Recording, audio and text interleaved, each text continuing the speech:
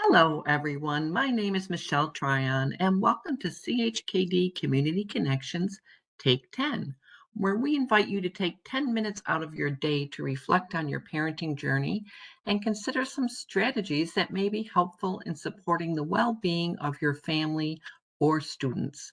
Today's topic is the power of play. This is just a start, 10 minutes of food for thought. I encourage you after listening to continue to reflect on the ideas that are shared, and at any time you can pause the webinar to consider your thoughts, ideas, and feelings about the content of the webinar, and then restart it. Here are the curiosity questions we are going to explore. What is child-led play, and why is it important? How does play grow the brain? How can play help a child succeed academically? And are you willing to play today?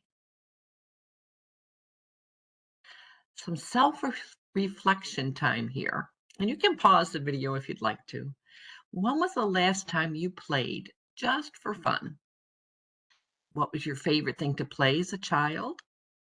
Was it different at 4 than it was at 8 or 12 or 15?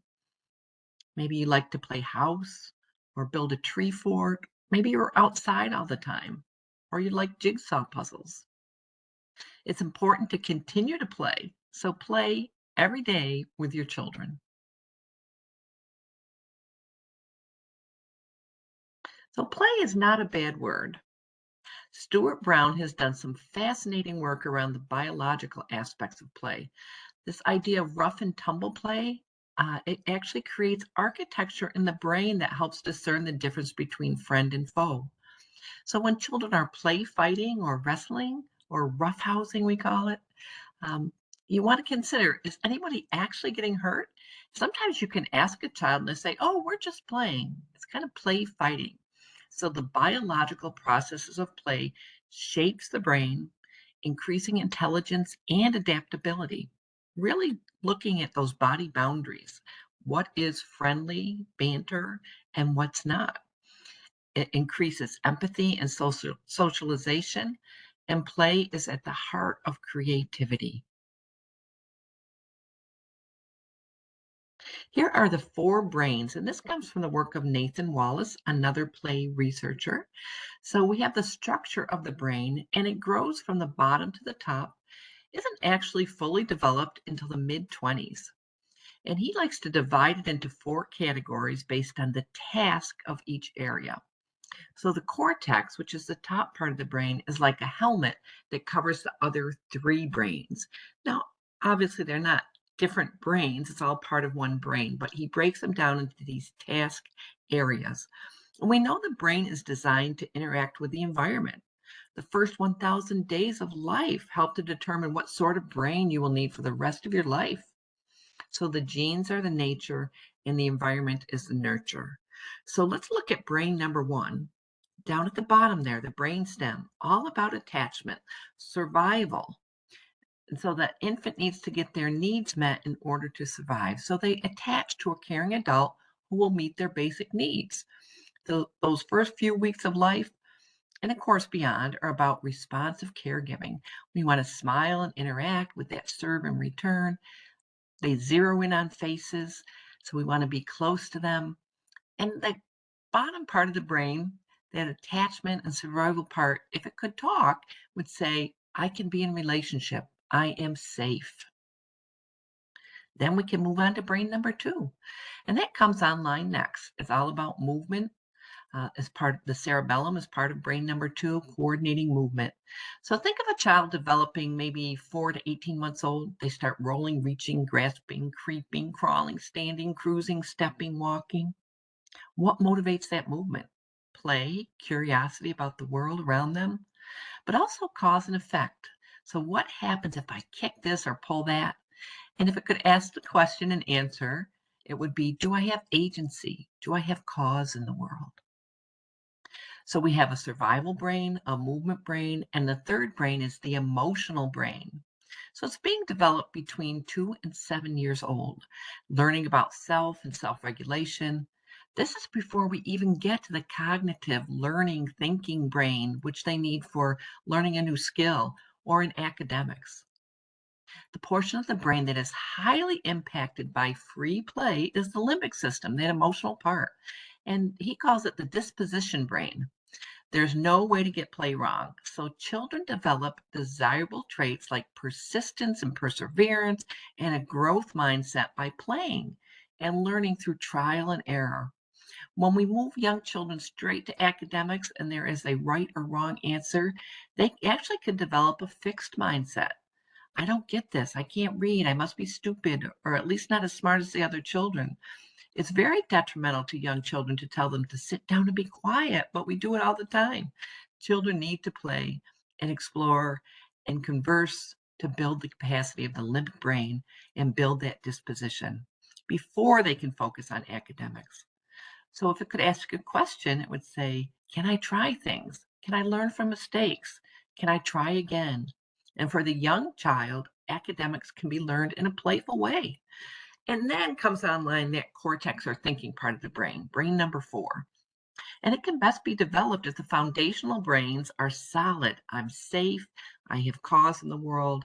I can do things and try things and make mistakes and learn from them and still be valuable.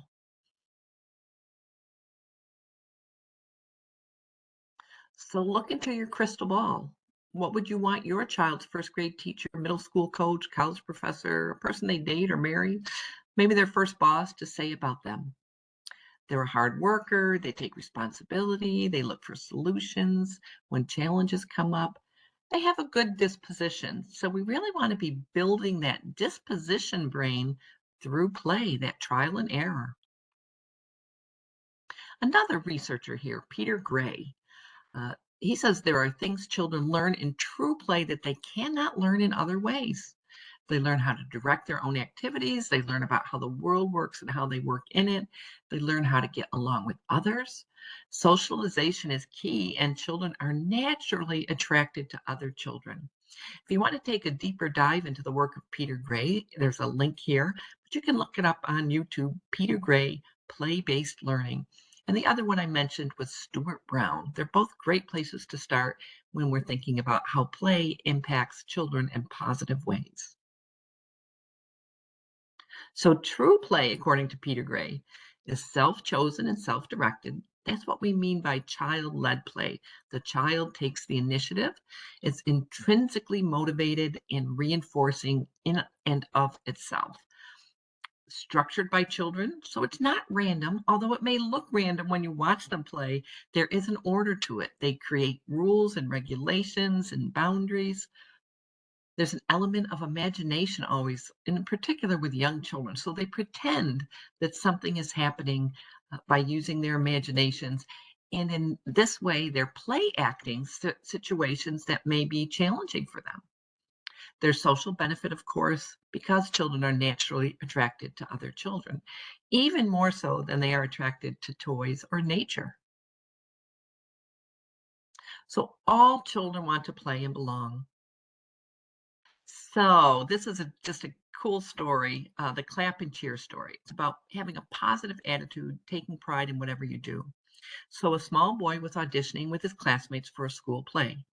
His mother knew that he'd set his heart on being in the play, just like all the other children hoped to, and she feared how he would react if he was not chosen.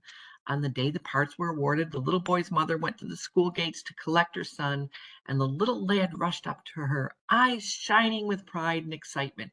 "Guess what, Mom?" he shouted, and then said the words that provide a lesson to us all. "I've been chosen to clap and cheer." Here's some references and some contact information coming up next. So Fairy Dust Teaching, Nathan Wallace, Free to Learn, Peter Gray, and more recess for Virginians.org and the Association for Child Life Professionals. Check out all those resources if you're interested in learning more about play. And we are winding up here. Consider just one thing. What did you learn? What did you know that got reinforced? And what is one change you can make? So you want to stay underwhelmed and practice self-compassion. Don't try and change everything at once. Remember to play. Uh, I'd like to encourage you to take 10 often, listen to other Take 10 webinars, or check out our many resources at the Parenting Resource and Dads in Action links. Reach out if you have questions. Remember, your pediatrician is always your best source for questions about your child's health and well-being. And thank you for allowing CHKD to be your partner in parenting. Be well, everyone.